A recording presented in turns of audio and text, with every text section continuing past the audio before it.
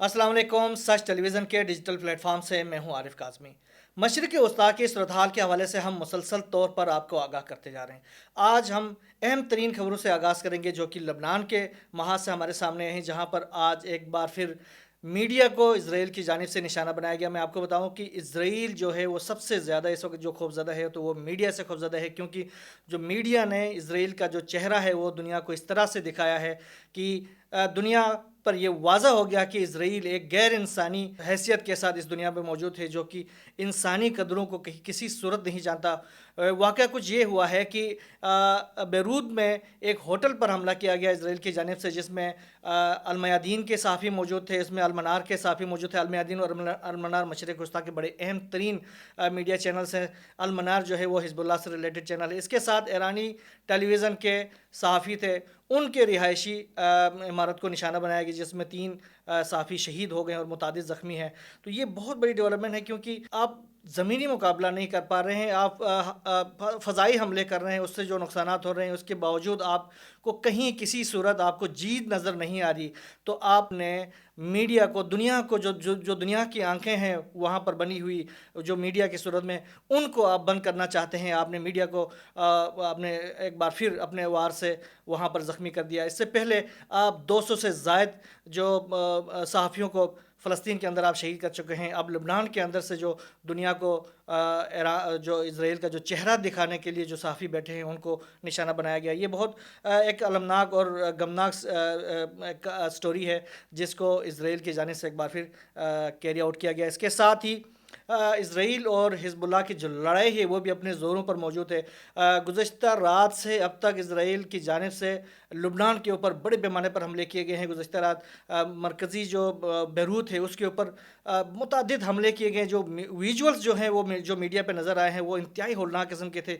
यकीनन वहाँ पर इसराइल की जानिब से कोई ऐसी शख्सियत की मौजूदगी के हवाले से कार्रवाई की गई हो जो कि उनके ख़्याल में उसको एलिमिनेट किया जाना ज़रूरी था, लेकिन अब तक उसके हवाले से कोई ख़ास तफसीलात सामने नहीं आई। लेकिन तकरीबन 20 से ज़ायद अफराद मुख्तलिफ जो कार्रवाइयाँ हैं उनके अंदर शहीद हो चुके हैं, जबकि मुतादिद अभी तक ज़ख्मी हैं। जबकि गुज़श्ता 48 घंटों के दौरान जो ज़मीनी कार्रवाइयाँ हैं उसमें तकरीबन 10 से ज़ायद जो है वो इसराइली फोर्सेस वो हिज़्बुल्लाह का निशाना बने हैं, जिसमें 40 से ज़ायद ज़ख्मी भी हुए हैं और उनमें से 12 की हालत इंतहाई तशवीशनाक है।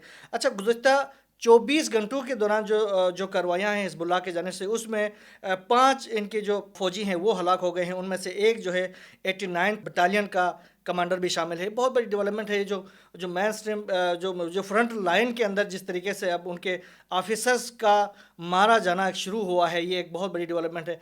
हिज़्बुल्लाह के जवान तो आपको मालूम है वो तो जज्बे शहादत से सरशार होकर वो मैदान में होते हैं, वो पीछे नहीं है, वो मुसलसल तौर पर आगे ही होते हैं, जिसकी वजह से लामला उनको भी नुकसानात का सामना करना पड़ता है। लेकिन जिस बुनियाद पर, जिस लेवल के ऊपर इसराइल के जो फ़ौजी नुकसानात हो रहे हैं, कम्बेटेंट्स के जो नुकसानात हो रहे हैं, वो बहुत ही अनप्रेसिडेंटेड है। ज़मीनी जंग जो है वो इसराइल के बस की बात नहीं है। बहुत कोशिश की, ये तकरीबन 1 अक्टूबर से अब तक की जो कार्रवाइयाँ हैं उसके अंदर बहुत ज़्यादा 25 दिन हो गए, मुसलसल तौर पर इंटर होने की कोशिश की जा रही है इसराइल की जानिब से लबनान के मुख्तलिफ इलाकों में, लेकिन उनको अभी तक हज़ीमत का सामना करना पड़ा है। जो रिजवान फोर्स हैं, जो इनकी एलीट ब्रिगेड है जो हिज़्बुल्लाह की, वो मुसलसल तौर पर इसराइल को पीछे धकेल रही होती है। इसके साथ ही उनकी जो स्ट्रेटजी में ये हमने देखा था कि वो अब जंग जो लड़ रहे हैं वो इसराइल के अंदर जाकर लड़ रहे हैं, वो लुबनान के फ्रंट में नहीं लड़ रहे हैं। लुबनान के जो इलाके हैं वहाँ पर जंग लेके नहीं आए हैं, वो इसराइल के अंदर लेके गए हैं जंग, जिसका हमने जो कल के व्लॉग में आपको बताया था कि इसराइल ने इसका एतराफ़ भी कर लिया था कि इजरायली टेरिटरी के अंदर तकरीबन 30 से ज़ायद अब तक उनकी जो फोर्सेस है वो हलाक हो चुके हैं। तो ये अब अंदाज़ा लगाएं, जबकि उन्होंने कहा था कि लुबनान के फ्रंट में 20 हलाक हो गए। अच्छा, वो जो 20 भी हलाक हुए हैं तो उनकी वो इस तरीके से हलाक हुए हैं कि इनको स्ट्रेटजी के तहत कुछ इलाकों तक अंदर तक आने दिया गया, उसके बाद उनको घेरने के बाद वहाँ पर हिज़्बुल्लाह की जानिब से एम्बुश करके उनको एलिमिनेट किया गया था। ये बहुत बड़ी डेवलपमेंट है।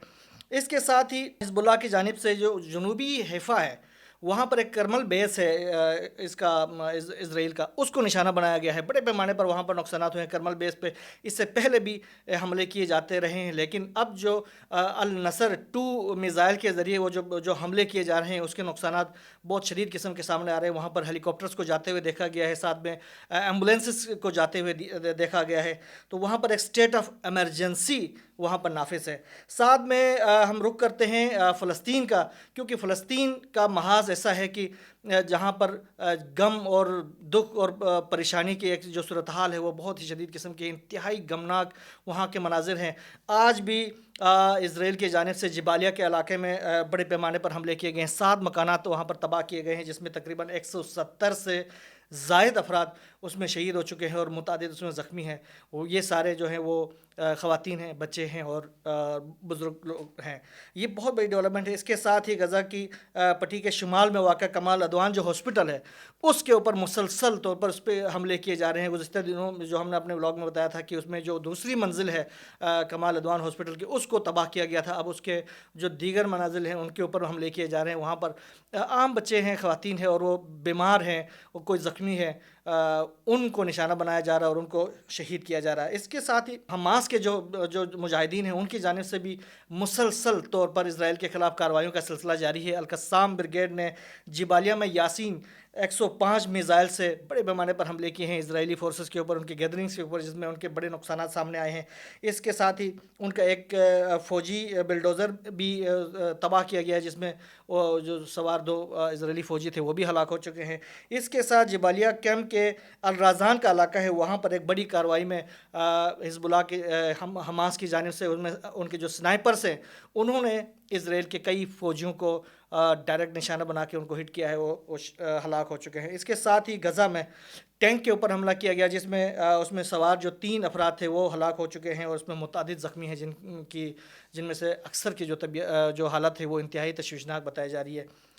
اس کے ساتھ ہی جو پرزنرز ڈیل کے حوالے سے، جو فائر بندی کے حوالے سے جو کوششیں کی جا رہی ہیں، اس حوالے سے ایک یہ ڈیولپمنٹ سامنے آئی ہے کہ موساد کے جو سربراہ ہیں ڈیوڈ بارنیا، اس کی سربراہی میں ایک مذاکراتی وفد عنقریب جو ہے وہ دوحہ جانے والا ہے. یہ اسرائیلی میڈیا کی جانب سے انکشاف کیا گیا ہے کہ وہ وہاں پر پرزنر ڈیل کے حوالے سے بات کریں گے. ساتھ ہی جو ان کے جو انتہا پسند ایک وزیر ہیں بن گوئر، ان کی جانب سے یہ کہا گیا ہے کہ یہ جو مذاکرات ہیں وہ کسی صورت نہیں ہونے چاہیے حماس کے ساتھ. حماس کے خاتمے تک کسی قسم کے مذاکرات نہیں ہونے چاہیے اور حماس کو ہر صورت میں ختم ہونا چاہیے. وہ تو آنے والا وقت بتائے گا کہ بن گوئر نے ختم ہونا یا حماس نے ختم ہونا، کیونکہ حماس ایک ایسی تحریک ہے، ایک ایسا نظریہ ہے جس کا ختم ہونا ممکن نہیں ہے. یہ بن گوئر کا خیال تو ہو سکتا ہے، یہ اس کی عملی زندگی میں اس کے کوئی وجود نہیں ہے. مشرق وسطیٰ کے جو صورتحال ہے، جو خراب ہوتی صورتحال کے حوالے سے اب کچھ اور ڈیولپمنٹس یہ سامنے آ رہی ہیں کہ اب قطر ایئر لائن نے ایران، عراق اور لبنان کے لیے اپنی جو پروازیں ہیں وہ غیر معینہ مدت کے لیے ملتوی کر دی ہیں. اس کے ساتھ ہی ترکش ایئر لائن نے بھی ان علاقوں کے لیے اپنی جو ایئر لائنس ہیں ان کی پروازیں معطل کر دی گئی ہیں. اچھا، نیو یارک ٹائمز نے ایران اور اسرائیل کی جنگ کے حوالے سے کچھ انکشافات کیے ہیں، جس میں انہوں نے کہا کہ ایرانی حکام کے حوالے سے نیو یارک ٹائم نے یہ دعویٰ کیا ہے کہ اگر اسرائیل کا رد عمل وسیع ہوا تو ہمارا ممکنہ رد عمل حیران کن ہوگا. یہ ایرانی حکام یہ کہہ رہے ہیں according to New York Times. اور وہ یہ کہتے ہیں کہ ہم آبنائے ہرمز کے جو ذریعے جو جہاز رانی ہے اس کو اور ہر قسم کی اس کو ٹریفک کے لیے بند کر دیں گے، اور وہاں سے جو انٹرنیشنلی جو ٹریڈ ہوتی ہے تیل کی وہ سپلائی کو ہم روک دیں گے، جس کی وجہ سے دنیا میں تیل کا ایک بہت بڑا بحران پیدا ہو جائے گا. ساتھ میں ایران کے جو سپریم لیڈر کے حوالے سے نیو یارک ٹائم نے یہ انکشاف کیا ہے کہ انہوں نے کہا کہ اپنے حکام کو انہوں نے کہا کہ اسرائیل کا جواب دینے کے لیے تمام تر منصوبوں کو فوری طور پر عملی جامہ پہنانے کے لیے اپنی تمام تر تیاری مکمل کریں. یہ ایک بہت بڑی ڈیولپمنٹ ہے. ساتھ میں گزشتہ رات ایک بہت بڑی کارروائی ہوئی ہے جنوبی کوریا کے اندر. یہ ایک بہت بڑی ڈیولپمنٹ ہے. یہ رہا ہے کہ جو جنگ ہے، ایک طرف جو روس اور یوکرین کی جنگ ہے اور دوسری طرف یہ جو مشرق وسطیٰ کی جنگ ہے وہ اب ایکسپینڈ کر رہی ہے، وہ پھیلتی جا رہی ہے. یہ کوریا کے اندر جو جنوبی کوریا کے اندر ہوا یہ ہے کہ یہ جو بوسن کا ایک علاقہ ہے جو ایک اسٹریٹجک اہم لوکیشن ہے جنوبی کوریا کے، یہ ساحلی شہر ہے جہاں پر امریکی ایک اڈا تھا، بہت بڑا اڈا ہے، وہ جو ویژولس میں نظر آ رہا ہے اس میں دیکھا جا سکتا ہے، اس میں اچانک سے آگ بڑک اٹھی ہے اور یہ جو اڈا ہے وہ مکمل طور پر جل کر خاکستر ہو گیا، اور اس کے بارے میں کہا جا رہا ہے کہ یہاں پر بڑی مقدار میں اسلحہ موجود تھا۔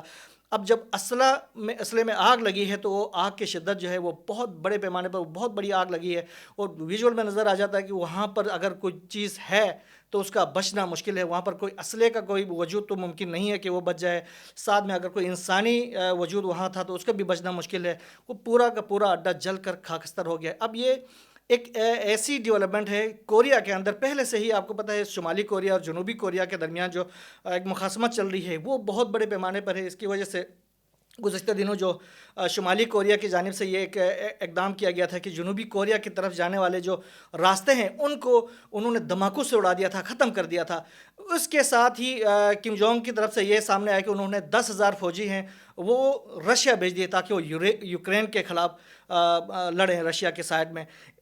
جب یہ اقدام یہاں سے شمالی کوریا سے سامنے آیا تو جنوبی کوریا کی جانب سے بھی اقدام کیا گیا، انہوں نے اسلحہ بھیجنا شروع کیا گیا یوکرین کی طرف۔ تو اس کے ساتھ ہی جو 30th پیرلل ہے، جو کہ یہ 30th پیرلل دراصل وہ لائن ہے، وہ سمندری لائن ہے جو شمالی اور جنوبی کوریا کو تقسیم کرتا ہے، یہ جو 30th پیرلل ہے وہ سمجھے کہ ایک طرح سے بارود کے دہانے پہ کھڑا ہو گیا تھا۔ تو یہ اب اس دوران اب یہ جو کارروائی ہونا، یہ کارروائی کوئی یہ اچانک سے لگنے والی کوئی آگ نہیں نظر آ رہی، یہ لگائی گئی آگ ہے۔ تو یہ آگ اب کس نے لگائی؟ یہ رشیا نے لگائی یا شمالی کوریا کے آپریٹوز نے لگائی یا پھر مشرق وسطیٰ کے کسی ایکٹر کے جانب سے یہ کارروائی کی گئی ہے؟ جو بھی ہوا ہے بہت بڑا اقدام ہے، اور اس میں امریکہ کو یہ ایک پیغام دیا گیا ہے کہ ہم آپ کو ٹوٹلی مانیٹر کر رہے ہیں، آپ جہاں جہاں پر بھی ہیں ہم آپ کو مانیٹر کر رہے ہیں، اور انشاءاللہ آپ کا مقابلہ اسی طریقے سے کیا جائے گا جس طریقے سے آپ دنیا کو ڈی اسٹیبلائز کرنا چاہتے ہیں۔ یہاں بس اتنا ہی، ایک نئے ولاگ کے ساتھ آپ کی خدمت میں حاضر ہو جائیں گے۔ اللہ حافظ۔